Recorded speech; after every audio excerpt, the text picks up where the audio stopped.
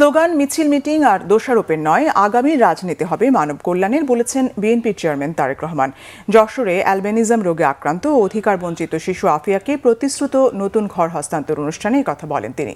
Tarique Rahman virtually অনুষ্ঠানে অংশ নেন। বলেন, দেশ গড়তে সংস্কারের পাশাপাশি মানুষের জন্য কাজ করতে চায় বিএনপি। রাজনীতিকে শুধু স্লোগান, মিছিল, মিটিং আর দোষারোপের মধ্যে সীমাবদ্ধ রাখতে চায় না। তারেক রহমান বলেন, ফ্যামিলি ও কৃষক কার্ডের মাধ্যমে গ্রামীণ মানুষকে শক্তিশালী করা হবে। আগামীতে ফের খাল কাটা কর্মসূচি চালু হবে, যাতে পানির কষ্ট দূর হবে। বলেন, গ্রামীণ পর্যায়ে স্বাস্থ্য সুবিধা নিশ্চিত করতে কাজ করবে বিএনপি। মানুষ যেন ঘরে বসে মৌলিক চিকিৎসা সেবা নিতে পারে, সেজন্য তৃণমূলে 1 লাখ স্বাস্থ্যকর্মী নিয়োগ করা হবে। অনুষ্ঠানে যশোর সদরের বিএনপি নেতাকর্মীরা উপস্থিত ছিলেন।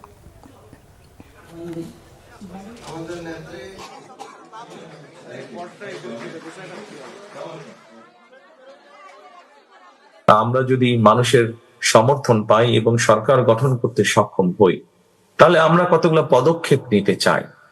এই গ্রামের মানুষ বলেন, দুস্থ মানুষ বলেন, এই পরিবারগুলোর পাশে দাঁড়াতে চাই আমরা। সেখানে আমরা আমাদের ফ্যামিলি কার্ডের কথা বলেছি।